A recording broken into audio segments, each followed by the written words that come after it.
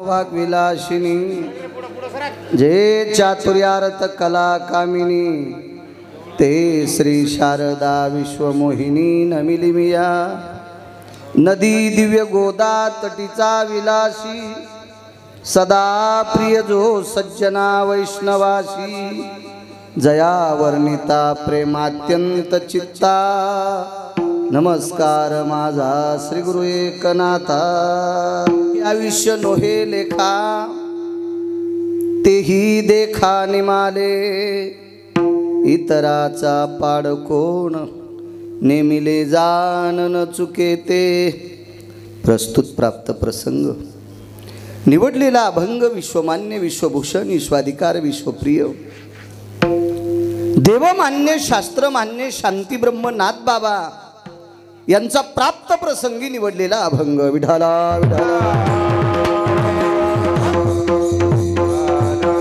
प्राप्त प्रसंगी निवडलेला अभंग पैठणच्या मालकांचा आहे। या अभंगाद्वारे मालक नमूद करतात की ज्याचं आयुष्य आतापर्यंत विधात्याला लिहिता आलं नाही ती माणसं सुद्धा जाऊ शकतात। इतराचा पाड कोण। भागवतराव संख्या कॉम्प्युटरमध्ये बसती भागवत साहेब तितकीच वाचित आहे ती, मोबाईलमध्ये बसती तितकीच वाचित आहे ती। आजही जुन्या ज्या लेखणी येतात त्या भल्या भल्या विद्वानांना वाचता येत नाहीत। फार काही झालं तर एकावर 19 शून्य दिले इथपर्यंत संख्या वाचिता येईल, शंखापर्यंत शंख। तरी शंखू आकडा सांगणारे इथं 90% लोकायला शंखू कळत नसल। मला तर आत्ता कळायले आत्ता। तर खर्व कोणाला कळणार, पर्व कोणाला कळणार, निखर्व कोणाला कळणार।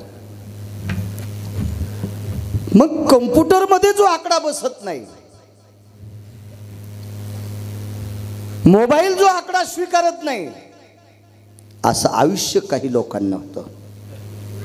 त्याच्यात बकदालभ्य असतील, भ्रुशुंडी असतील, काय काय ते आयुष्याची मर्यादाच नाही, अमर्यादित लोक। पण नाही थांबता आलं त्या लोकांना। इतराचा पाड कोण। मग एवढं आयुष्य ज्यांना आहे त्यांना थांबता येत नाही। आपल्याला आयुष्य किती आहे फक्त 100 सांगितलं। अल्प आयुष्य मानव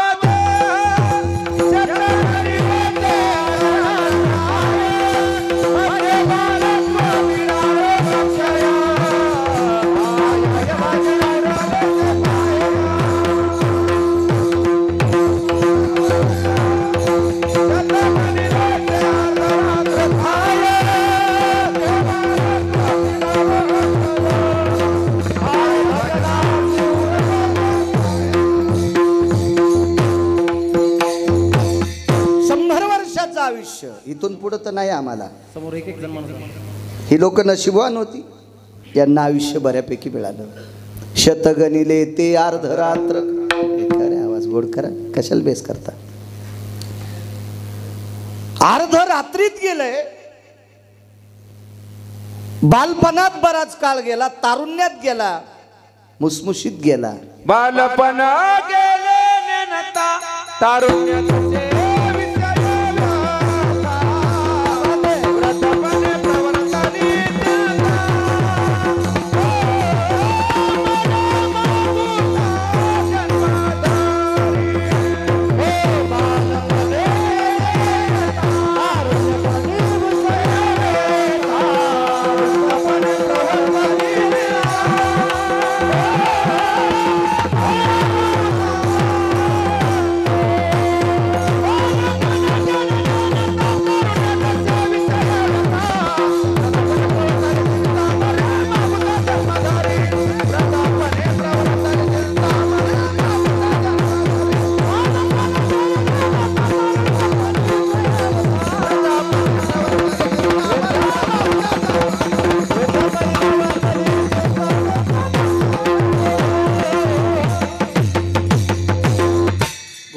मालकाचा बालपण गेले नेनता असे विषय बालपण हे नेमता नेमता सहज कळत कळत नकळत पुढे सरकलं, काही कळत नाही त्याच्यात. आणि तारुण्य पण तर घाणेरडी चित्र पाहण्यातच गेलं.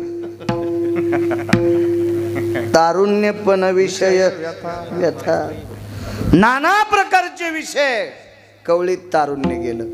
आणि म्हातारपणात तर नाना प्रकारच्या व्याधी. आपल्याला मोजून 100 दिले, त्याच्यातलं 20 हाणून टाकला. आता 20चा आकडा हाणून टाकला. 80त काही काहीचा सगळा मेळ बसणार. मग इथं एवढाली आयुष्य ज्यांची होती ती थांबत नाहीत. तुमची आमची काय कथा. वितराचा पाड कोण, हत्ती एका नदीत वाहून गेला. खरा मोठा आवाज. आज थोडासा आजारी आहे मी म्हणून म्हणतोय. हत्ती एका नदीत वाहून गेला. भागवत पाटील मोठा हत्ती होता. त्याचा मित्र नदीच्या तीरावर आला आणि बघत होता. 4-2 मित्र जमले. कुठून गेला म्हणे, इथूनच कोसळला, पाण्यात वाहून गेला. 2-3 शेळ्या आल्या. शेळ्या कळत आहेत ना, शेळ्या आल्या, शेरडच्या पुढ्या 2-3 आल्या. तर त्याच्यातली एक शेळी हत्तीला म्हणली, दादा काऊन उभे आहेत रे? काय नाही म्हणे, माय आमचा मित्र याच्यात वाहून गेला. तर ते म्हणे, तुमचा मित्र कोण? आता हत्तीचा मित्र कोल्ह थोडंच असते. कशाला करीन हत्ती, कोल्ह्याच्या कशाला नादी लागल ते. म्हणे मा मित्र हत्तीच होता. केवढा होता? ते म्हणला माझ्यापेक्षा 1.5 जाड होता आणि याच्यात वाहून गेला. हो, मला तर पलीकडे जायचं रे म्हणे, माझे माळपण भिजतील का? शेळी हत्तीला विचारू लागली. हत्तीला आळपण नाही कळायचे जीनच्या पॅन्टीवाल्याला, जुन्या लोकांना कळते. शेळी येल्याच्या नंतर तिच्या सोबत पिले, सोयड्यावर पिलांना दूध पिऊ नये याच्याकरता तिच्या स्तनाला एक बारीकसं चिरगुट बांधित होते, चिलमीला लाईत होते. तसं त्याला आळपण म्हणायचे, आळपण. तर ती शेळी हत्तीला म्हणली, दादा मी ह्या पाण्यातून पलीकडे गेल्यावर माझ्या आळपण भिजतील का? ते म्हणला, बाई हत्तीच्या वजनात 300 शेळ्या बसत्यात. मग 300 शेळ्याच्या वजनाचा हत्ती याच्यात वाहून गेलाय, तू हे आळपण कोण्या कोपऱ्यात दाबायली? बाई येडपटेस का काय? तू सांगायचा उद्देश, ज्याच्यात हत्ती वाहून जातोय तिथं शेपुड्यांची काय कथा. जिथं ज्याचं आयुष्य लिहिता येत नाही ते मरू शकतात, तिथं तुमची आमची काय कथा. विठाला विठाला.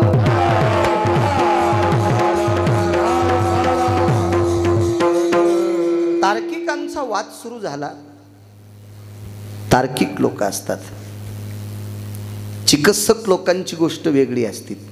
जे तर्कखोर लोक असतात का, हे तर्कखोर लोक म्हणजे चारवाकाच्या यादीतले असतात. चारवाकांच्या कधीच नादी लागायचं नाही. तार्किकाचा टाका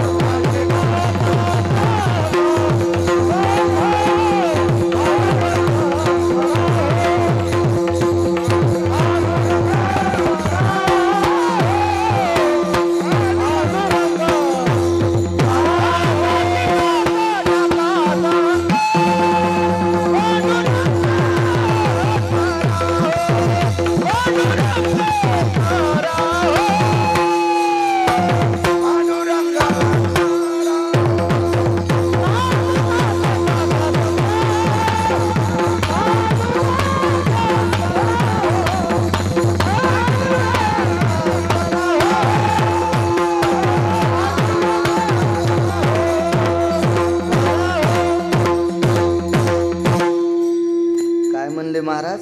तार्किकाचा टाका संघ पांडुरंग स्मरा. क्या बात. चारवाक माणसं नालायक असतात. चारवाक आपल्याच जन्माला येतात, आपल्या सोबत मोठी होतात, आपल्या सोबत राहतात आणि आपले वाभाडे काढतात.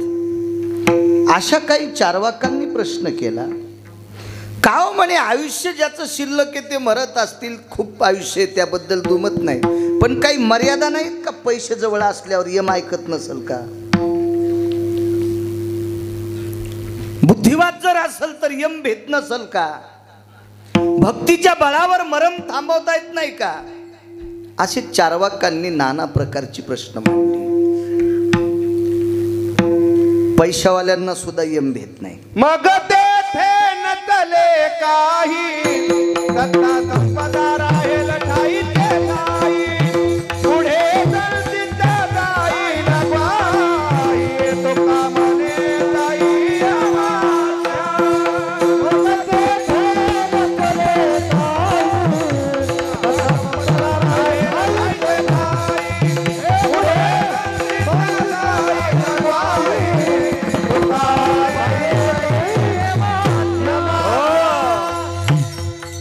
मग तेथे नचले काही सत्ता संपदा राहील ठाईचे ठाई. सत्तेवरली माणसं सुद्धा जाऊ शकतात. श्रीमंतीची यादी सांगतो. माझ्या वाचनात ठराविक लोक श्रीमंत आले. त्याच्यापैकी एक नंबरचा श्रीमंत होता. त्याचं नाव होतं राजा भरत. भरतासारखा सार्वभौम सुखी राजा पृथ्वीवर जितके देश आहेत एकाही देशात झाला नाही. रावणाच्या श्रीमंतीचं वर्णन करत असताना बऱ्यापैकी उदाहरणं सापडतील. पण अलौकिक श्रीमंती जर कोणाची असेल, पैठणच्या मालकांनी ज्याच्या श्रीमंतीचं विस्तृत वर्णन करावा असा राजा भरत होऊन गेला. जिने दिगमंडल जिंकले, क्या बात है. समुद्रवाला इंकित राज्य केले. जिहं प्राप्तिरस्तु भय व्याप्तियाम नृणानां भयाधिष्ठितम यत्किंचिते स्वबाहु बलेषु पुनर्मिद्यार्ति जायते.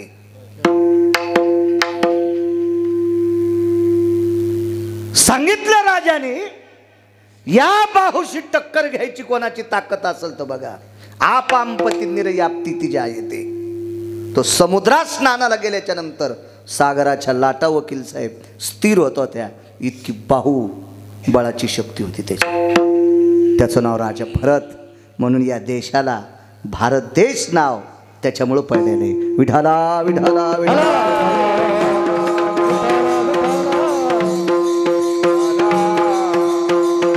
एवढा मोठा भरत राजा. रावण त्याच्या श्रीमंतीला वटकन लावायच्या पण लायकीचा नव्हता. वटकन वटकन सांगतो श्रीमंती रावणाची तुम्हाला. रावणाच्या एकीकडचं भिताड 269 किलोमीटर लांबीचं होतं. सगळं सोन्याचं होतं राघोतराव. त्याच्यातला 2 फुटाचा जर कोपरा काढा आणि तालुक्यातल्या बायकाला जर नेकलेस वाटले तर त्याच्या विरोधात आमदारकीला फॉर्म भरायला कोणाची माय येली. तरी पण रावण त्याच्या वटकनाला सुद्धा बसत नव्हता. इतके राजा भरत श्रीमंत होते. त्या भरताला सुद्धा जावं लागले. इतराचा पाड कोण. मग एवढ्या श्रीमंताची जर ती कथा असेल तर आपण 400-200 क्विंटल सोयाबीनवाले कुठं त्याच्या मापाला बसू. आपला काय मेळ लागतो तिथं. म्हणजे श्रीमंतीच्या बाबतीत यम कोणाच्या बापाचा ऐकत नाही. राहिली हुशारकीचा प्रश्न, बुद्धिवादाचा प्रश्न. मी चतुर आहे, मी विवेक संपन्न आहे, मी बुद्धिवादी आहे, मी प्रचंड विद्वान आहे, असा जर कोणाला एखाद्याला गंडला असेल, असं जर एखाद्याला कोणाला गंडला असेल तर तत्वकुंभासारखा विद्वान जगात कोणी झाला नाही. फार विद्वान तत्वकुंभ, फार विद्वान, फार विद्वान, फार विद्वान. त्या तत्वकुंभाला सुद्धा एके दिवशी जावं लागले. इतराचा पाड कोण नेमिले जाण न चुकेते. राहिला आध्यात्मिक शक्तीतली ताकद बोतेकर बुवा. ठीक आहे, आध्यात्मिक शक्तीतल्या ताकदीच्या बाबतीत वर्चस्व गाणं याबद्दल महत्त्वाकांक्षी समजता येईल. पण आध्यात्मिक शक्तीतल्या लोकांना सुद्धा जावंच लागतंय याचा पुरावा तुमच्या पुढे येथे नाही ऊर आले अवतार. क्या बात है. येथे नाही ऊर आले अवतार. हे रते पामर दिवसी देवा किती रते पामर दिवसी. येथे नाही ऊर आले अवतार.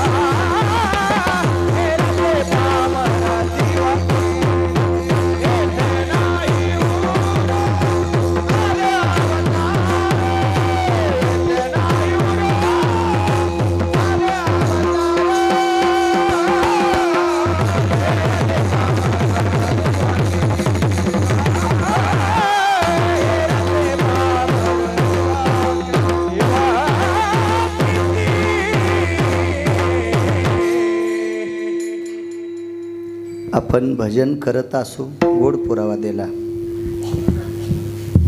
ठीक आहे. सज्जनो, आपण ज्याचं भजन करतो त्याला जगाचा बाप म्हणतात. आणि विश्वाचा मालक ज्या वेळेला जीवदशेला येत असतो, का करा कडक करा, आवाज करा करा. विश्वाचा मालक ज्या वेळेला जीवदशेला येत असतो, का जीवदशेला हे शरीर घेऊन, त्याला सुद्धा निसर्गाचा नियम आहे, त्याला थांबता येत नाही. येरती पामर जीव किती. मग त्याला जर थांबता येत नाही तर 4-2 अभंग पाठ करणाऱ्या गिरगावच्या बाळूला तर जावंच लागेल. ह्याच्यात काय दुमत आहे? 2 पुरावे मांडणार तुमच्या पुढे आध्यात्मिक शक्तीतले, आणि मग आपण पूर्णविराम करू. मोठ्या श्रद्धेने, मोठ्या अट्टहासाने, मोठ्या असीम प्रयत्नाने, भावयुक्त अंतकरणाने आजचं पुण्यस्मरण स्वर्गीय किशनराव नथुजी खोडके, वयोवृद्ध, तपोवृद्ध, सात्विक, सदाचारी, पुण्यशील, एक शेतकरी कुटुंबातलं एक नाविन्यपूर्ण रत्न, काळ्या मातीशी नाळ असलेलं रत्न, वारकरी संप्रदायाविषयी जिव्हाळा असलेलं रत्न, ज्या व्यक्तीने अविरत काळ्या माईची सेवा केली, या काळ्या मातीशी सेवा करत असताना आपल्या कुटुंबातल्या हितेशी, आप्त, विष्ट, सजन, सखे, सोयरे, दायरे यशाशी, जिव्हाळ्याशी, गुण्या गोविंदानं जीवन व्यतीत केलं. पंढरीची वारी असेल, तुकोबारायांची वारी असेल, आळंदीतल्या मालकांची वारी असेल, पैठणच्या मालकांची वारी असेल, मोठ्या नित्यानेमानं पंढरीची वारी ज्यांनी आनंदाने करावं, आपल्याला तिथे कुठंतरी गेल्यावर अधिष्ठान मिळावं, विटेवरच्या मालकाच्या सानिध्यात त्या पवित्र तीर्थाच्या ठिकाणी आपल्याला कुठेतरी एक आश्रित जागा असावी, आपल्या सुपुत्रांना सांगून पंढरपूरला सुद्धा एक चांगल्या पवित्र अधिष्ठानात एक लहानशी रूम बांधून तिथेही आपलं अधिष्ठान साम्राज्य निर्माण करणारी अशी एक काळ्या मातीची नाळ असलेली व्यक्ती स्वर्गीय किशनराव, त्यांचं हे पुण्यस्मरण. त्यांचे सुपुत्र रामदासजी असतील, हरिभाऊजी असतील, भागवतराव असतील, वैजनाथराव असतील, 4 सुपुत्र आणि इंदुबाई त्यांच्या कन्या. एक प्रापंचिक जीवनामध्ये मांडी घालतो का?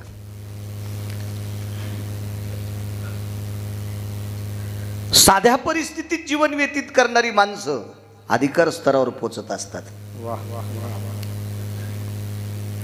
कल्पना करा, एखाद्या वेळेस महाराष्ट्रभर फिरत असताना आम्ही एवढं फिरतो, कधी आमच्या सुद्धा मनात कल्पना नाही आली पंढरपुरात एखादी जागा घ्यावा. वकील साहेब, मी तुम्ही आमंत्रित केलं याच्याकरता स्तुती करत नाही भागवतराव, मला ते आवडतही नाही. स्तुती करायची असेल पैशासाठी, मला पंढरपुरातल्या मालकानं पाईप दिला पैशाचा, म्हणून मी भांगाऱ्याला चोंबाळीत नाही आणि गरजही नाही. कशाला नालायकाला चोंबाळायचं? वस्तुस्थितीचं वर्णन करावं, आनंद वाटला, तुमच्या बाबांनी सांगावा, आणि तुम्ही पंढरपुरात एक संस्थानला रूम घ्यावी. त्याचं कारण सांगतो, त्या रूमच्या निमित्तानं राग येऊ देऊ नका.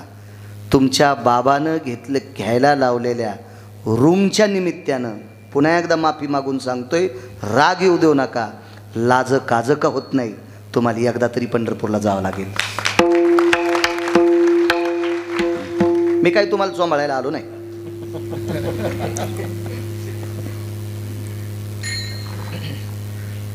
ऐकता तर तुम्हाला येत नाही, होय बोते करवा. मग लाज काज का होत नाही, पण धर्माची पताका आपल्या सुपुत्रांना पंढरपूरला न्यायला लावणारं हे रत्न आहे तुमच्यासाठी, रत्न आहे. आणि त्या एका पवित्र वारकऱ्याच्या पुण्यतिथीचा योग माझ्यासारख्या अल्पज्ञानी गिरगावकराला आलाय. माझं महत् भाग्य आहे. लय लोकांचे पुण्यतिथ्या करतूकचा कीर्तन करावं लागते. काही टँकरनं दारू पिले हरामखोर, त्याच्या पुण्यतिथीचे कीर्तन करतो बापू आपण, करतो आपण मनोहर बा, करावं लागते, विलाज नाही. संसारात पडलं की करावंच लागते कुठं नाही. संन्यासी असतो केलं नसतं, मागणं पुढं फपुटा उडं कोणाला का म्हणतो आज. फुकून दिल्यावर ज्याच्या अंगातून देशीचा वास, टवळ्या कोंबड्याचा वास, अशा नालायकाच्या पण पुण्यतिथी आहे. मला नाही वाटत हो महाराजाला पुण्य लागत असेल त्याला चोंबाळल्यावर. ज्या व्यक्तीने पंढरपुरात कुठंतरी काही नाविन्य असावं, विश्वाच्या मालकाला व्हेवा वाटावा, सात्विकांना व्हेवा वाटावा, अशी वागणारी माणसं मोठी असतात. कधी कधी बालाजी बुवा या लोकांच्या पुढे आपण पण कमी पडतो. आपण फार काय झालं तर गाथ्याचे प्रमाण पाठ करणार आहेत, पण ही लोक शेतात राहून काळ्या मातीची नाळ ठेवून आचरणशील जीवन जगणारी लोक असतात. याच्याकरता हे कितीतरी पटीनं आपल्यापेक्षा पण मोठी असतात. विठ्ठला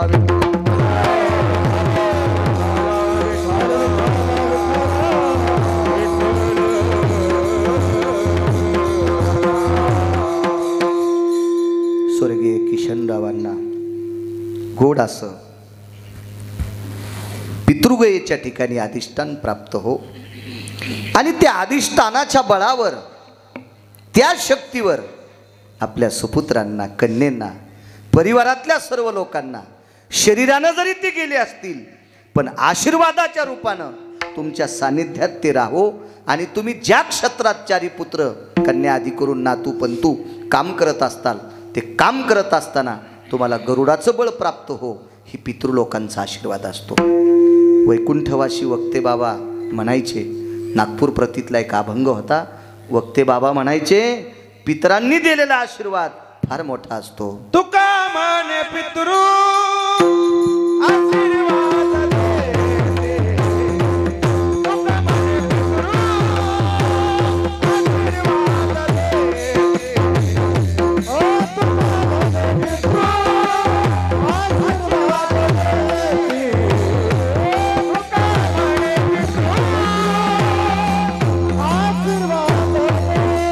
तुका म्हणे पितृ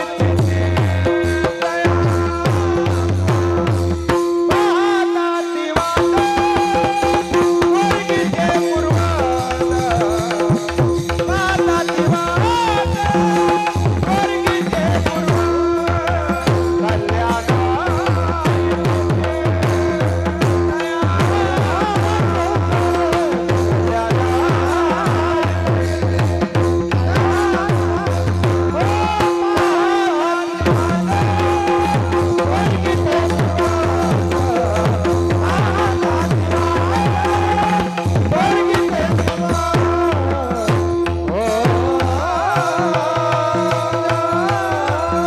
तुका म्हणे पितृ आशीर्वाद आशीर्वाद देती, कल्याण विच्छिते तया कुळा. वैकुंठवासी वक्ते बाबा म्हणायचे, पितृ आशीर्वाद देतात. तुम्ही जे आहेत ना चौघ पुत्र, ह्या आशीर्वादाची ताकद आहे भागवतराव. भले तुम्ही त्यांच्यापेक्षा शालेय शिक्षण जास्त शिकलेले असताल, तुमच्यापेक्षा त्यांचं शिक्षण कमी असेल, पण आशीर्वादाची ताकद तुमच्याकडे होती म्हणून तुम्ही परभणीसारख्या क्षेत्रात वर्चस्व कमवलं. ही तुमच्या बाबांची ताकद. प्रकाशराव तुमचे वडील साधे होते, साधे होते, मी पाहिलं तुमच्या वडिलांना. पण त्या म्हाताऱ्याने जाता जाता आशीर्वादाची थाप तुमच्या पाठीवर टाकली. मुलगा तर व्यापार क्षेत्रात मोठा झाला, नवल नाही, नातवानं शिखर गाठलं. ही आशीर्वाद असतील पितरूंचे. वकील साहेबांची आई पाहून आलो मी येताना, थकल्या का.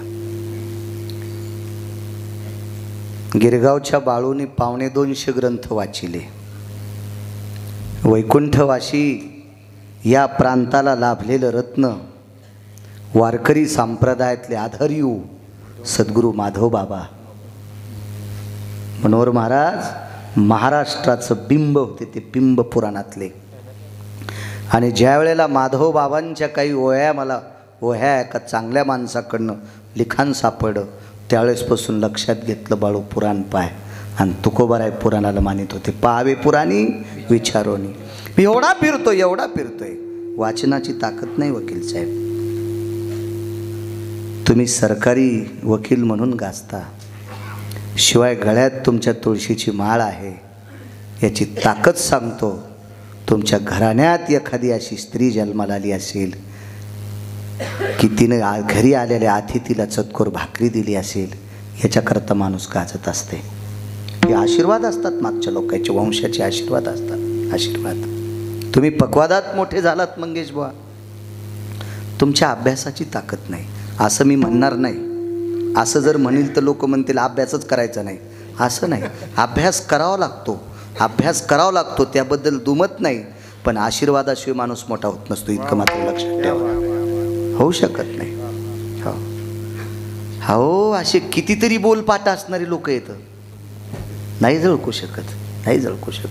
गाथेची गाथे पाठ आहेत बालाजी बुवा, नाहीच झळकू शकत. त्याच्यासाठी वंशाचं पुण्य लागते. आणि भागवत पाटील, निष्ठेनं केलेली सेवा तुमच्या वडिलांनी काळ्या मातीची, आणि वारकरी संप्रदायावर त्यांचा दृढ विश्वास, त्या विश्वासानं एक आनंद सांगू राजे हो, एक आनंद सांगू. अब्जानं पैसे असलेल्या पती पत्नींचं जमणं महाराष्ट्रातलं इथं पहिल्यांदा चालू ना. 4114 गाव आज महाराष्ट्रातलं पूर्ण होते. मी रावणाला ओव्हरटेक केलेली लोक पाहिले. वस्तुस्थितीचं वकील साहेब वर्णन करावा. पांडवासारखे 4 भाऊ कीर्तनकाराच्या समोर श्रद्धेनं पुढं बसतात, असं कुटुंब पाहिलं की असं वाटतंय महाराष्ट्रात रामराज्य अजून शिल्लक आहे, अजून रामराज्य शिल्लक आहे. 3-3 लाख रुपये महिन्याला बेशिक असलेला नवरा कमवणारा, बायको त्याला नीट बोलत नाही, असे कितीतरी कुटुंब पाहिलेत. पण 4 भाऊ पहाडासारखे असताना आपल्या वडिलांच्या पुण्यतिथीच्या दिवशी एक कीर्तनकार घरी यावा, 4 वारकरी यावा, आणि वारकऱ्याच्या सानिध्यात 4ही भावांनी स्तंभासारखं बसावा. याच्यापेक्षा श्रीमंती घेता तरी दुसरी कुठली? विठाला विठाला विठाला.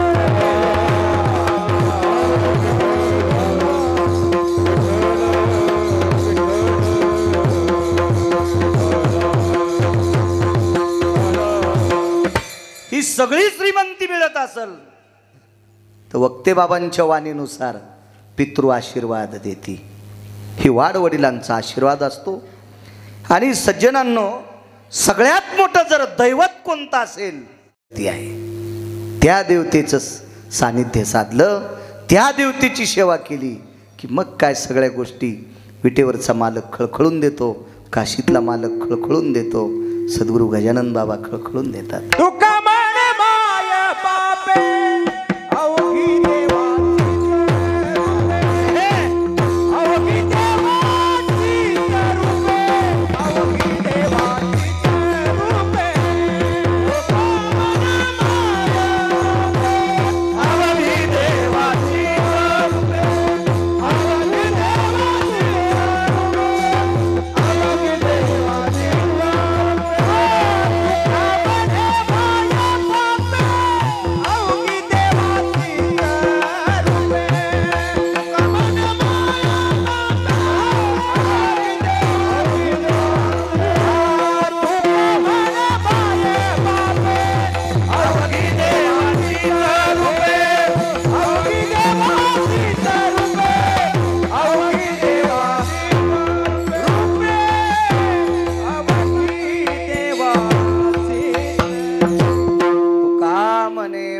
बापे अवघी देवाचीच रूपे. पुनश्च तुमच्या घराण्याला धन्यवाद.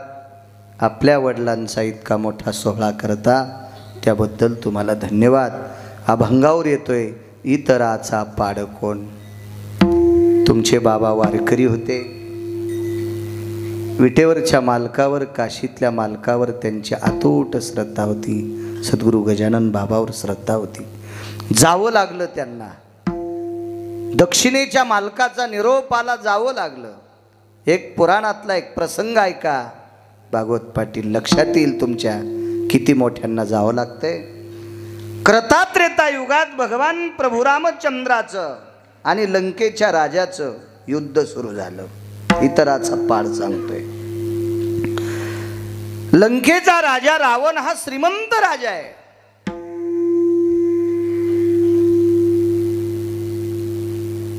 गडगंज श्रीमंती आहे त्याची, बुद्धिवादी सुद्धा आहे. रावणाचा बुद्धिवाद तपासण्यासाठी ब्रह्मदेवाकडे तराजू नव्हतं, इतका रावण विद्वान होता. मग एवढा विद्वान असताना गिरगावचा बाळू रावणाला का मानत नाही याचं एकमेव कारण आहे, वारकरी संप्रदायाने रावण बेदखल केला. कारण या संप्रदायामध्ये अभ्यास कमी असला तरी चालेल, पण स्वतःची पत्नी सोडून जगात जी स्त्री दिसल तिला माय आणि बहीण म्हणत असेल तो जगातला एक नंबरचा महाराज. या संप्रदायात अभ्यास फार असेल आणि नीतिभ्रष्ट असेल त्या हरामखोराला किंमत नाही. विठाला विठाला.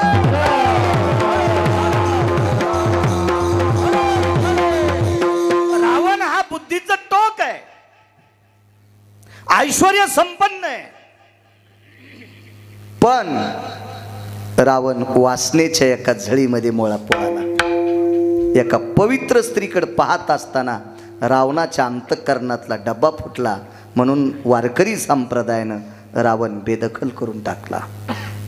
नाही तर रावण ही शक्ती. असे लाखो जरी वक्ते रावण लिहित राहिले तरी रावण लिहिल्या जात नाही.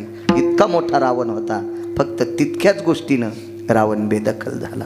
आणि त्याच्यासोबत प्रभू रामचंद्राचं युद्ध चालू आहे. युद्ध, इतराचा पाडकोणा. बघा मोठे किती जातात. मग आपली काय कथा, इतराचा पाडकोण. काय आपली कथा याच्यावर सांगतोय. युद्ध चालू असताना युद्धाची रचना झाली. प्रभू रामचंद्राच्या पक्षात सेनापतीपद कोणाला द्यावं? अंगदाला दिलं. अंगदाला दिलं. अंगदाला, एका शूर माणसाचा पुत्र अंगद, त्याला सेनापतीपद देऊन टाकलं.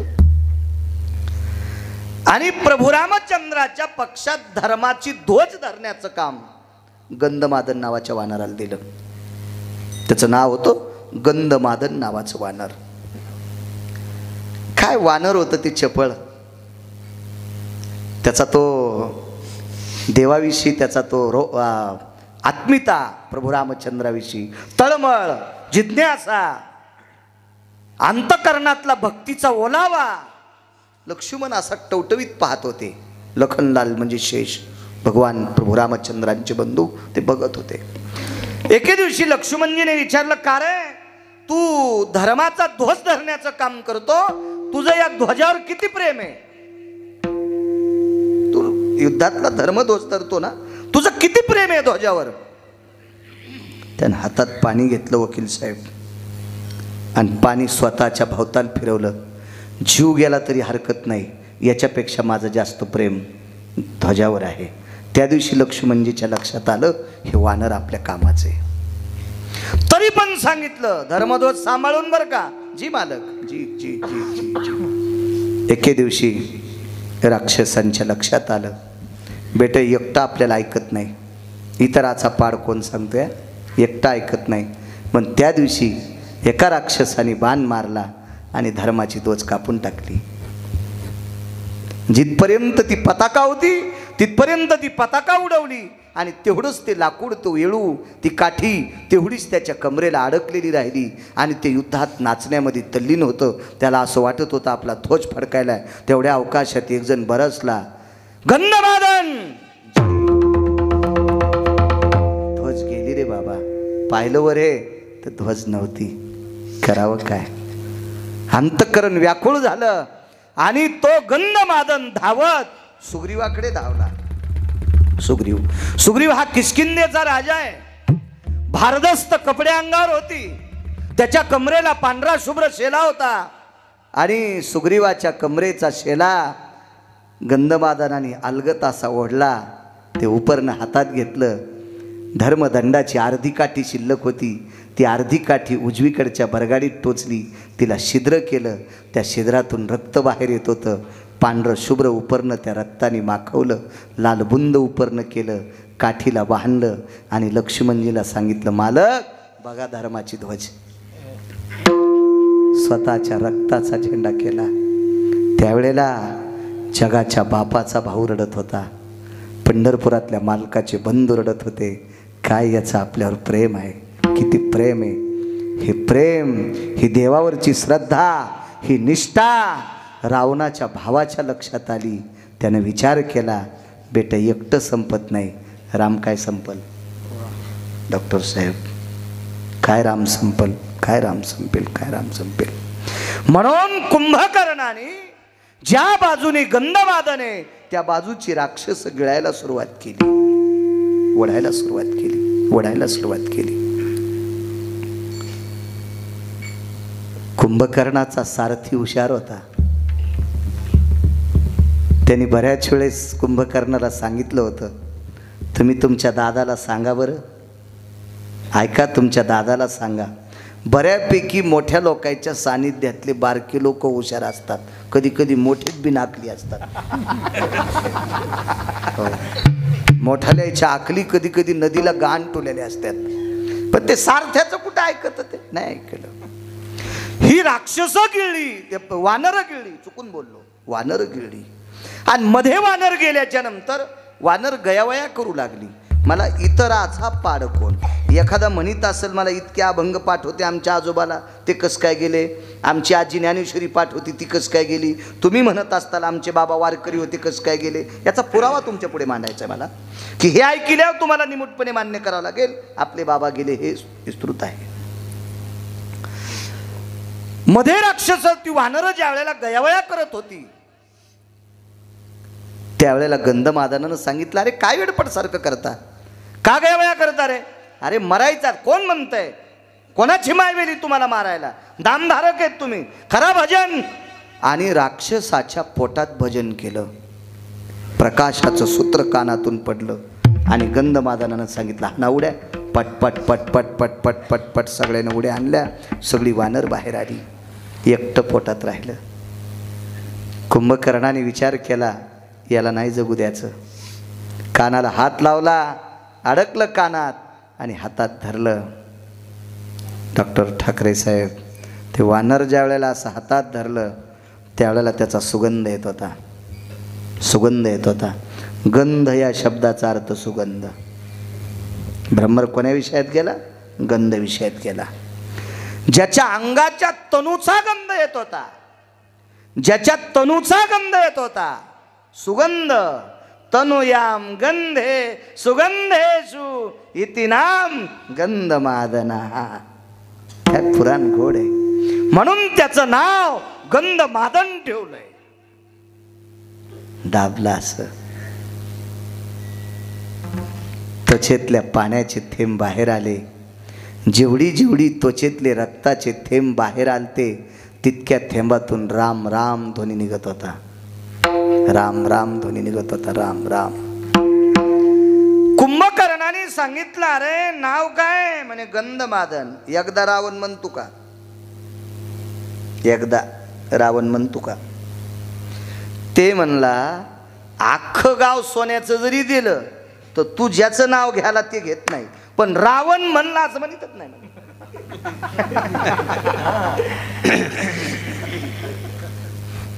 खाली बसलेल्याला एकूण एकाची शपथ आहे, आपण किती रुपयावर फुटतो.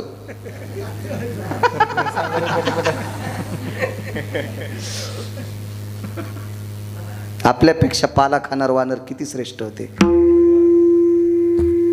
अख्खी लंका जरी दिली प्रकाशराव अंकल, तर तू ज्याचं नाव घ्यायला त्याचं नाव घेणार नाही.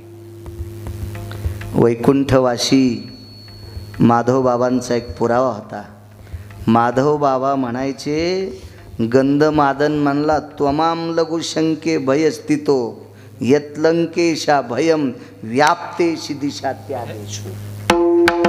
मी जर लघवी करीत असेल रावण पुढे आला तर त्याच्याकडे तोंड करून लघवी पण करणार नाही, इकडं करीन. तू कमने क्षणा नको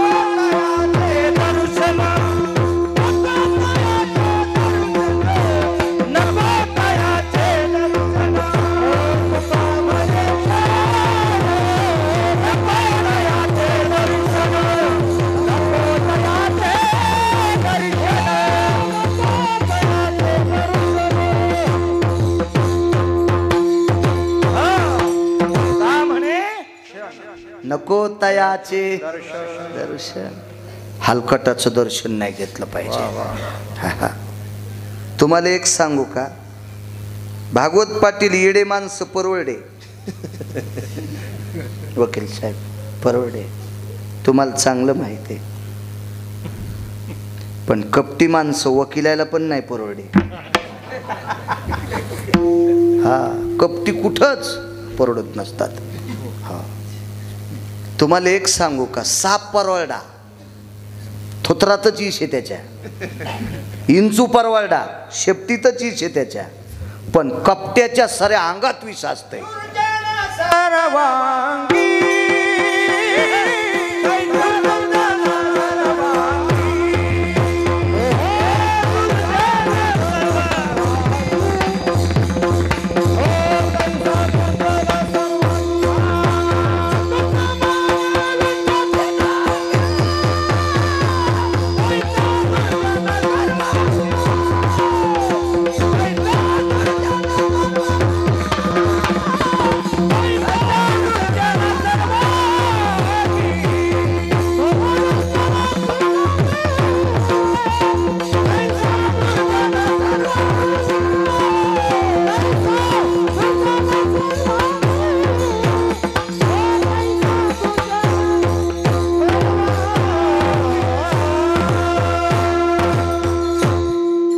तुका म्हणे विंचाची नांगी पैसा दुर्जन सर्वांगी.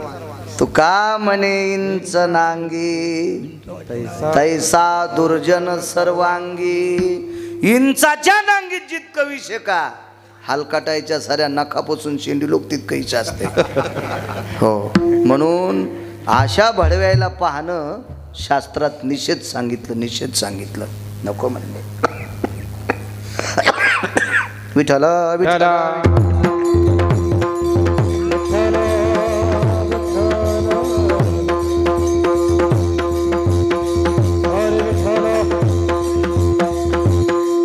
राग आला, दाबला गंधमादन.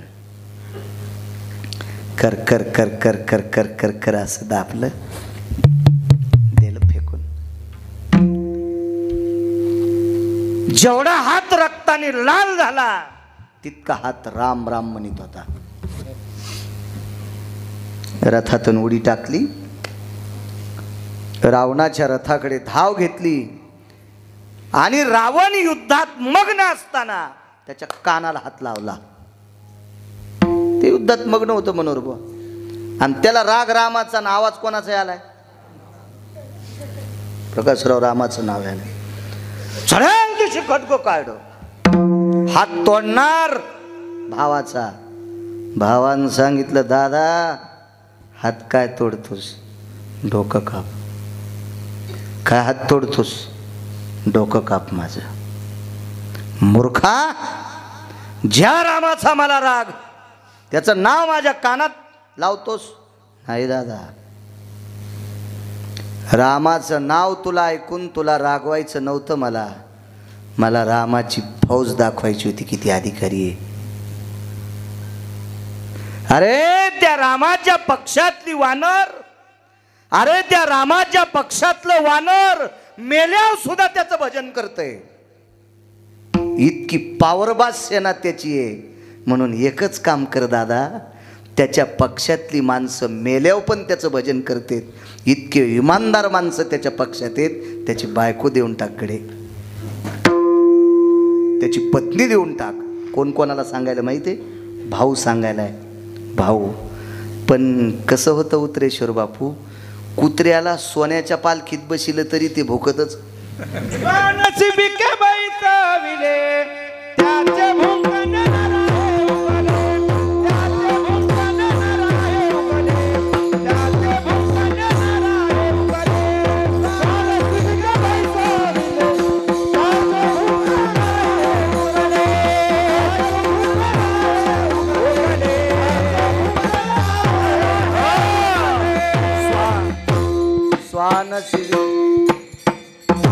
चपकन उतार घेत जा. स्वान शिबिके बैसविले, त्याचे भुंकणे न राहे उगले. कुत्र्याला सोन्याच्या पालखीत बसू द्या, भोकणारच. ते म्हणणार नाही मला सोन्याची पालखी दिली, आता आपण मस्त हारनाव आणि बसा. नाही, कुत्रे कुत्रे ते तिथून पण दुसऱ्याला जीभ दाखीन.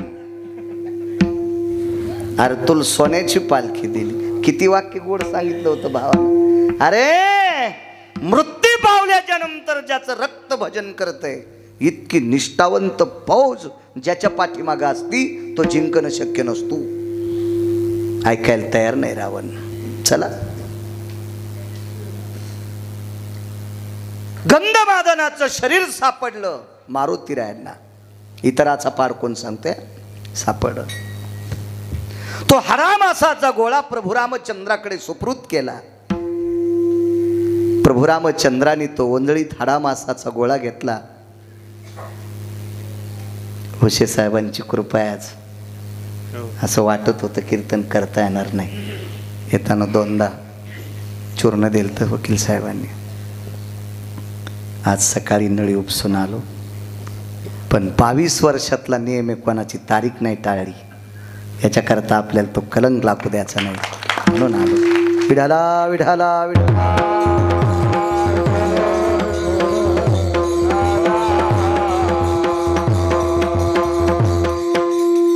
खूप सात्विक डॉक्टर आहेत, सदाचारी पुण्यशील डॉक्टर. जालना हॉस्पिटलचे सर्व आदरणीय डॉक्टर हुशे साहेब. मनोरबा खूप माझ्या शरीरावर त्या व्यक्तीची चर्या आहे. खूप खूप कधी आजारी पडलो की त्यांची ट्रीटमेंट असते. असो, चला, गजानन बाबाची कृपा आहे, आपल्याला बोलता यायला. तो एक पुरावा सांगणार आहे मी, 2 पुरावे सांगायचे. योग असा आला, ब्रह्मांडाच्या मालकानं ज्या वेळेला गंधमादनाचा तो पिंड हातात घेतला, तो मांसाचा गोळा होता. हाड, मांस, त्वचा एकत्रित झालेली होती बुद्धेकर बुवा. आणि त्याच्यातून राम नामाचा ध्वनी निघत होता. राम नामाचा ध्वनी. मृत्यू पावल्याच्या नंतर ठराविकच लोकांचं शरीर भजन करीत होतं, बरं, कोणाचं पण नाही. अर्जुनाचं शरीर चेतन असताना कृष्ण कृष्ण म्हटलं. ज्या वेळेला हिमालयाच्या पायथ्याला अर्जुनाचं शरीर पडलं, त्यावेळेला भजन बंद झालं. असं मी सांगत नाही, महाभारत सांगते. पण मृत्यू पावल्याच्या नंतर भजन चोखोबाराच्या शरीरानं केलं. आणि मृत्यू पावल्याच्या नंतर कृतात्रेता युगात भागवत पाटील भजन केलं वानराच्या शरीरानं. ते गंधमादनाचं शरीर होतं. काय नाविन्य असलो याच्यामध्ये. अशा अजून बऱ्याच याद्या आहेत बरं का, बऱ्याच याद्या आहेत. पण बैल 2 आणि जमीन 300 एकर कशी पाळी घालता येईल आपल्याला? मला 2 तासाची मर्यादा आहे, जेवढं सुचल तेवढं सांगण्याचा प्रयत्न करतो.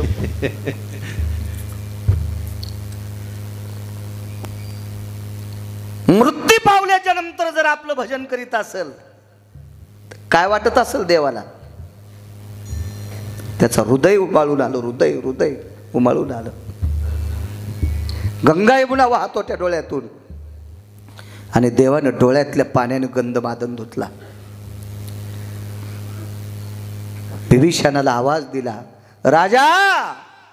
विभीषण नाही म्हटले. प्रभू रामचंद्र विभीषणाला रावण जिवंत आहे तोपर्यंत विभीषण म्हटले नाही. रावण मेल्यावर विभीषण म्हणले. रावण मेल्यावर. कारण विभीषणाला राजे म्हणत होते प्रभू रामचंद्र.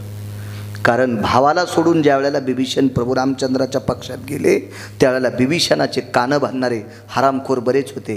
ते म्हणले, तू रामाकडे गेलाच कशाला? तुला राम काय देणार आहे? म्हणून नालायकानं सांगितलेल्या गोष्टीनं विभीषण फुटीरवादी होऊ नये याच्याकरता प्रभू रामचंद्र त्याला जाग्यावर सावध करीत होते. त्याला राजे म्हणायचे. राजे तितक्या शब्दात त्याला ताकद होती. हा बाप पंढरपुरातला पुरुषार्थी आहे, मला राजा करणार आहे की दिवशी, म्हणून राजे म्हणायचे. राजे फार दस्तवाणी असती मोठ्या लोकांची. राजे जी प्रभू, जी जी जी. समाधी दिली गंधमादनाला, समाधी दिली. उदयिक स्नान केलं. त्या स्नानाला सचेल स्नान म्हणतात. 16 प्रकारचे स्नान सांगितले, पण सचेल स्नान राखेला गेल्यावर आणि मौतीला गेल्यावर जे घरी येऊन स्नान करतो, आपला बूट चप्पल आपण धुवून पालथी घालायची, आपलं बकीट आपण पालथं घालायचं, तांब्या पालथा घालायचा आणि ओले कपडे पिळून बाहेर यायचं. या स्नानाला सचेल स्नान पुराणामध्ये म्हणतात. असं स्नान केलं आणि मग सांगितलं, राजे, लंकेचे राजे रावण गेल्याच्या नंतर लंकेचे राजे तुम्ही आहेत. एक भीक मागतोय, माझ्या वारकऱ्याची समाधी सोन्याची करा. पृथ्वीवर जितके देश आहेत ना, जितके देश बालाजीवा, वारकऱ्याची जर पहिली समाधी सोन्याची कोणी केली असेल तर ती त्रेतायुगात झाली. करता त्रेतायुगात ती गंधमादनाची पहिली समाधी सोन्याची. रावण मारला. प्रभू रामचंद्र कामग नावाच्या विमानात बसून चाललेत. चलता चलता पुन्हा एक सांगतो, कारण शेंद्राचं भरलेलं बोट कोणाच्या भीतीला पुसण्यापेक्षा बाजूच्या दगडाला पुसलं तर त्याला बी देव पण येतात. शेंद्राचे दैवत केले. हो, कशी बोलली नव्हतं.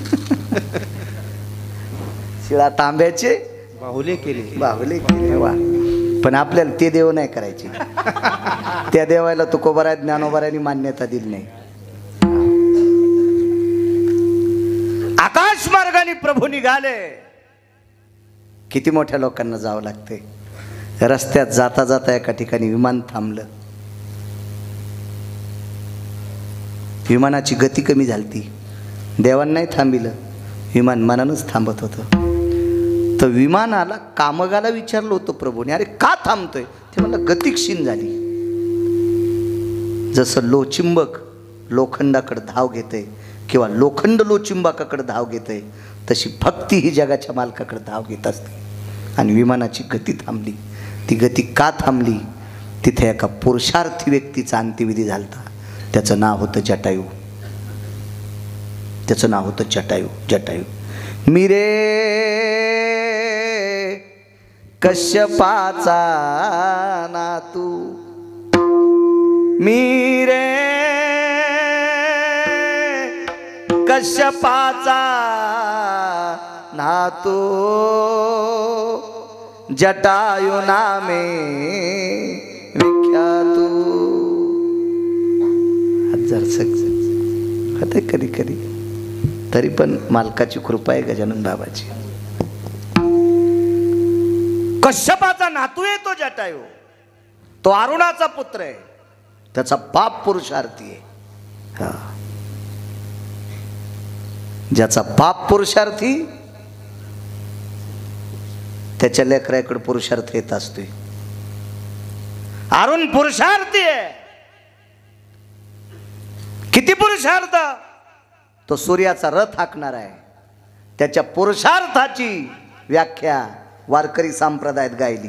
उठा अरुण उदय प्रकाश झाला, घंटा गजर गजते, आवाज द्यावा, अरे नवनाला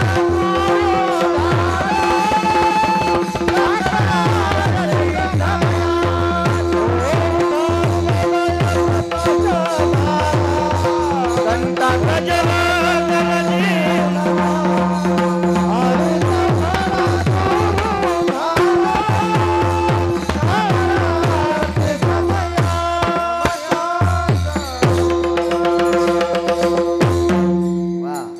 अरुणोदय प्रकाश झाला. मनोरमा सूर्योदय नाही, अरुणोदय. आणि त्या अरुणाचा पुत्र जटायू, ज्याचा बाप पुरुषार्थी. लेकर कसे गेले गुंगे. चुलता किती मोठा होता सांगू? त्याचा चुलता त्याच्या चुलत्यापाशी कान धरून नाचल्याशिवाय पंढरपुरातला भेटतच नव्हता. कान धरून या नाचेन गरुड. गरुड त्याचा काका. त्याच्या काका पुढे कान धरायचं, नाचायचं. आणि मग गरुडान म्हणा, मालक घ्या पोटात. इतकी पावर त्याच्या काकाची. आणि तो जटायू. पुण्य कोणतं? या पवित्र देशातल्या एका स्त्रीवर आलेलं संकट, एका नालायकापासून त्या स्त्रीला वाचवण्यासाठी स्वतःचं बलिदान दिलं. जगातला पहिला व्यक्ती जटायू होता. पहिला या भारतीय संस्कृतीतल्या आलेल्या स्त्रीवरचं संकट दूर म्हणून विमान थांबलं गेलं. विमान थांबलं. विभीषणाने प्रभूचा सत्कार केला. सुवर्ण कमळाची माळ गळ्यात घातली. विमान थांबलं. गळ्यातलं सुवर्ण कमळाचं फुल तोडलं आणि आदरांजली म्हणून जिथं जटायूचा अंत्यविधी झाला तिथं फुल टाकून दिलं. सामान्य ताकद असली काय शक्ती असेल. चला विमाना शरीरावर पोचलं. नंतर प्रभू अयोध्येत आले आणि कालांतराने विभीषणाने एक पत्र पाठवलं. ते पत्र थोडं दुःखाचं होतं. दुःख म्हणजे मृत्यूचं नव्हतं. अडचण एक होती. लंकेमध्ये आवर्षण पडलं. इतराचा पाड कोणा आवर्षण. जिंच्या पॅन्टीवाल्याला आवर्षण शब्द कळतो का?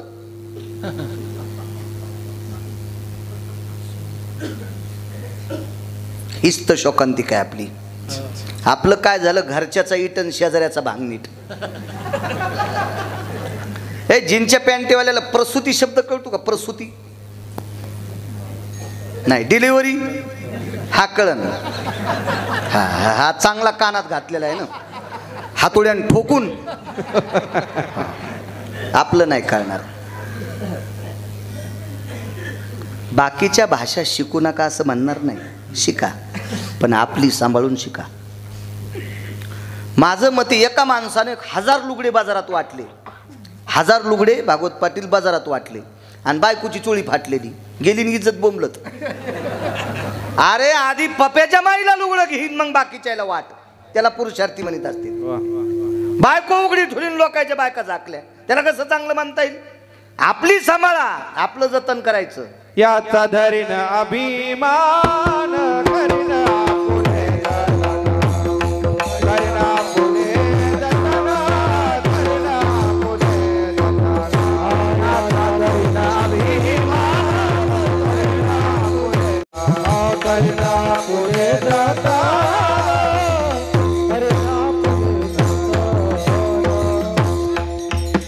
क्या बात. याचा धरीना अभिमान करीना फुले जत. तरुणांनो, विनंती करतो तुम्हाला, पाया पडतो तुमच्या, आपले शब्द सांभाळा. भारतीय संस्कृतीतला, महाराष्ट्राच्या मातीतला हा जो शब्दकोश आहे, हा शब्दकोश म्हणजे प्रत्यक्ष सारस्वत आहे. हे शब्द फार मोठे आहेत राजू, फार मोठे आहेत. माय शब्द, माय शब्दाची ताकद काय तुम्हाला माहिती आहे? हजारो एकर जमीन असावं एखाद्या बाईला, हजारो एकर. भागवत पाटील, ती बाई वट्यावर बसलेली असावा आणि भिकाऱ्याला भूक लागावा आणि त्याच्या तोंडातून एक शब्द पडावा, माय. माय देता का गरीबाला? माय शब्द पडल्याबरोबर ती दोडीतली भाकरी देती. इतकी माय शब्दात ती ताकद आहे. काय शब्द आहेत आपले. हे शब्दकोश सांभाळा. आवर्षण या शब्दाचा अर्थ खंडवृष्टी. पाऊस पडला नाही, आवर्षण पडलं. एकाही नक्षत्रात पाऊस नाही. पत्र पाठवलं प्रभूला, पत्र पाठवलं. इतराचा पार कोणा सांगतोय. सीताई साहेबांनी बघितलं पत्र, पत्र दुःखाचे. पाऊस पडला नाही लंकेत. पण सीताई साहेब प्रभू रामचंद्राला सांगतात, मालक, लंकेला तर चारी बाजूनं समुद्राचा वेढा आहे.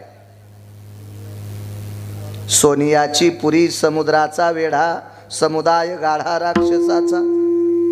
मग चारी बाजूनं समुद्र आहे, पाण्याची अडचण काय? प्रभू म्हणले, ते खारं आहे ना. पाणी आहे प्रकाशराव, पण खारं आहे डॉक्टर साहेब ते. आणि प्यायचं पाणी पर्जन्याचं आहे. आणि पाऊस पडत नाही ना, अडचण ती आहे ना. मग सीताई साहेबांना सांगितलं, प्रभू अशी ताकद नाही का बिभीषणाकडे पाऊस पाडायची? बिभीषण सामान्य व्यक्ती नव्हता बरं का. बिभीषणाला माझ्या 18 मालकांपैकी एका मालकाने मूर्ख उपमा दिली. मूर्ख उपमा दिली ती, पण आपण नाही द्यायची बरं. आपली पात्रता नाही. का पात्रता नाही? बिभीषणाच्या तळपायाला चिटकलेल्या कणाच्या बरोबरी करू शकत नाहीत. इतका बिभीषण भजनात मोठा होता. बिभीषणानं स्वतःचं घर मारुती रायानं पेटून दिल्यावर जळू दिलं नव्हतं. कशाची ताकद? तुका म्हणे अग्नी झाला शेती तळ. तुका म्हणे अग्नी झाला शेती तळ. प्रतापे सबळ नामाची. प्रतापे सबळ नामाची. झाला शेती तळ.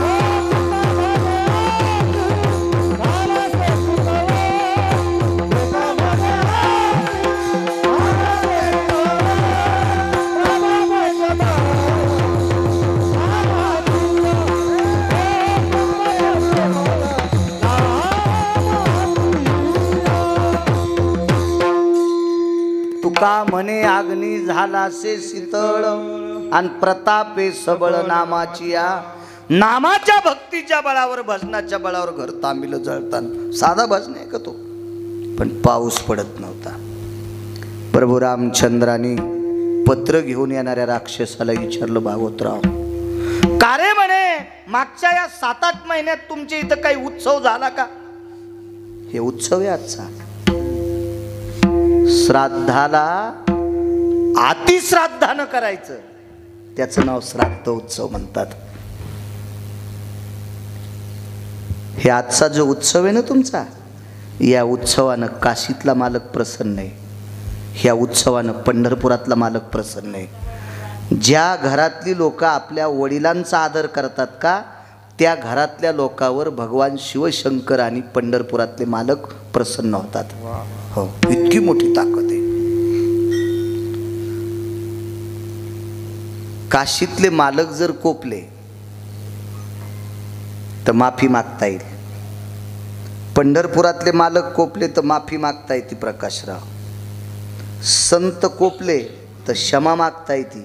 पण हे कोपले तर ती गायच्यानं ऐकत नाहीत. इतकी ताकद पितरांची असते. म्हणून यांच्या नाही नादी लागायचं, यांना आपलंसं केलं पाहिजे. बयाला सांगतो, टिकल्यावाल्याला, कुखावाल्याला, सासू सासऱ्यांनी कमवलेली संपत्ती तुपात बुडून खात जा, खात जा, खात जा. पण म्हातारपणी सासू सासऱ्याला टायमाला भाकर देत जा.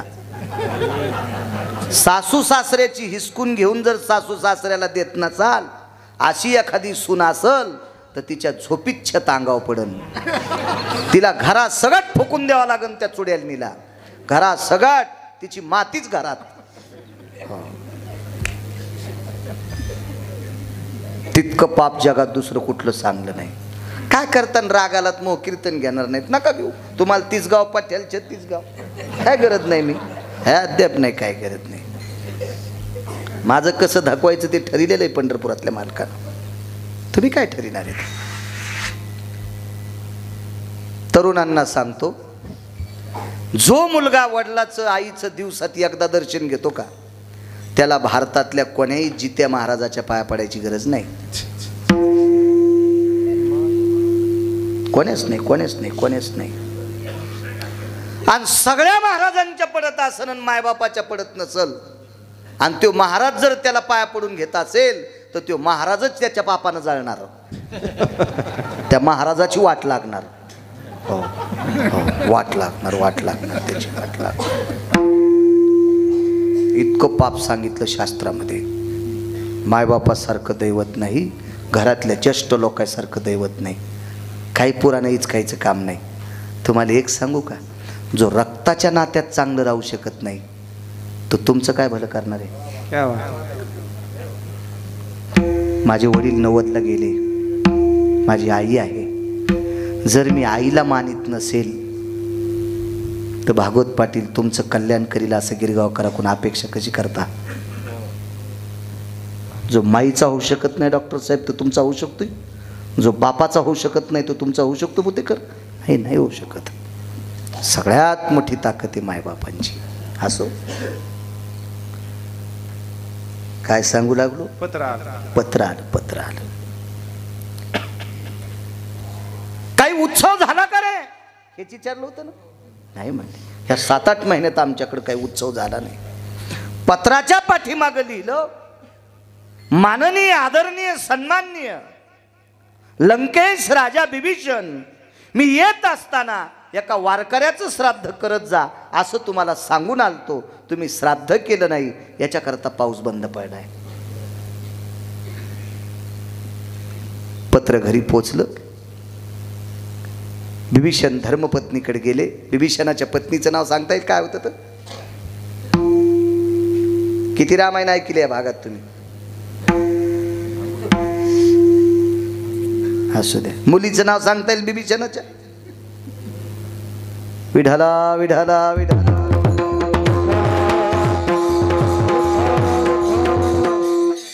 बरं आहे. खरंय असे तुम्ही चोर पंक्चर आहेत.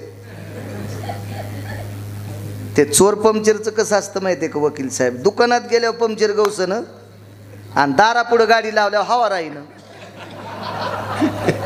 त्यानं गण साबणा लावलाव पाहिलं पण छिद्र दिसत ना, आणि गाडी घरापुढं लावली की हवा राहीनं. हे चोर पंक्चर. ऐकायला दम नाही रामायण भागवत आणि लक्षात कोणाच्यात नाही. बरं आहे तुम्ही ध्यानात ठेवले. आम्हाला नाशिकला जावं लागेल इटा उचलायला. तुम्ही असेच चोर पंक्चर होत जा. विढाला विढाला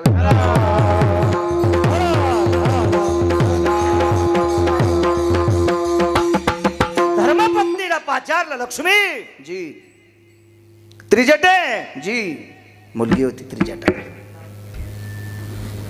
शर्मा. कोणाचं नाव होतं शर्मा? रावणात चुलतीचं. हे त्रिजटे जी. गंगोदकं भयस्थितानां पंचगव्याति यालाक्षं माल्याधिनी पुष्पाधिनी हेत जवतिलादि अक्षदायां रक्तपुष्पास्थितो रक्तचंदनास्थितो सव्या यज्ञोपवितास्तिजायते. ही सगळी सामुग्री काढ.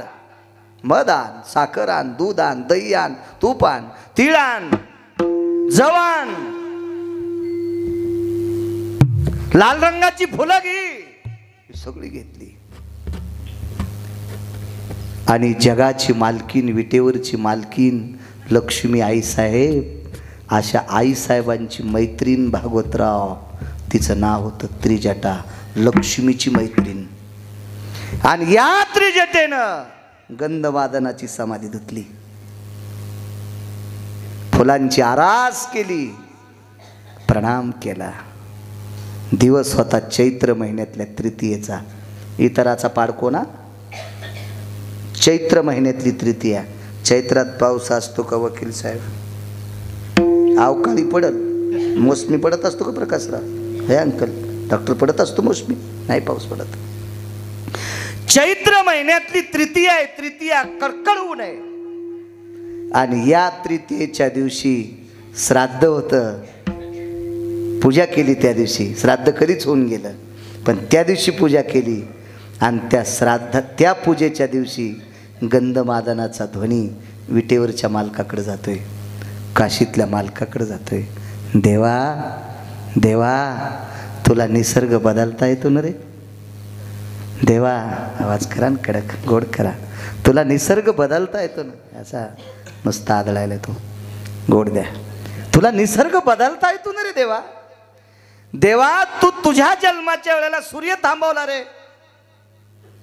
पळभरी होय स्थिर माध्यानासी दिनकर पळभरी होय स्थिर. हे देवा, अरे तुला जन्माला यायचं त्यावेळेला तू सूर्य थांबू शकतो. द्वापारी घटित घडिले बिंबतयाचे पारुषले. जयद्रथ नावाचा व्यक्ती मारायचा म्हणून 3:30 वाजता सूर्य मावळला. हे तूच मावळला होता ना रे. सुदर्शन लावलं आणि 3:30 वाजता दिवस माळविला. तुला निसर्ग बदलता येतो ना देवा. मग देवा, अरे ज्या राज्यामध्ये वारकऱ्याचा समाधी उत्सव करतात, ज्या राज्यामध्ये वारकऱ्याची पुण्यतिथी करतात, त्या राज्यात पाऊस का पडत नाही रे देवा? असं गंधमादन नावाचं वारकरी पंढरपुरातल्या मालकाला आणि काशीतल्या मालकाला विचारित होतं. तरी पाऊस पडत नव्हता. आता उत्तर का पुढं काय विचारलं पहा देवाला. देवा, अरे ऐक देवा, ऐक देवा, ऐक देवा, ऐक. स्वार्थापोटी भजन करणारी सुद्धा चुकी आहेत. त्याच्यात आपण आलोत, आपण आलोत. पण मी निस्वार्थ भजन केलंय. गंधमादन म्हणतोय, मरेपर्यंत, मेल्यावर सुद्धा जोपर्यंत माझं रक्त वलय, माझं मांस वलय, वाळेपर्यंत भजन केलं. मग देवा, ह्या भजनाची पावती कमी वाटती का रे तुला? कमी वाटती? अरे ज्याच्या राज्यामध्ये भजनाच्या बळावर अग्नी सुद्धा शीतल होतोय, अशा एका वारकऱ्याने, एका निष्ठावंत वारकऱ्याचं श्राद्ध करावा आणि तिथे पाऊस न पडावा. हा आवाज आदळल्याबरोबर निसर्ग बदलला आणि चैत्र महिन्याच्या तृतीयेला लंकेत धोधो पाऊस पडला आणि सगळ्या लंकेतल्या लोकांना गोड पाणी प्यायला भेटलं. ताकद होती गंधमादन नावाच्या वानराची. एवढी भक्ती श्रेष्ठ कोणाची असेल? मग एवढ्या मोठ्या श्रेष्ठ वारकऱ्याला जावं लागतंय म्हणून मालक दुसऱ्या कडव्यात म्हणतात, इतराचा पाडकोन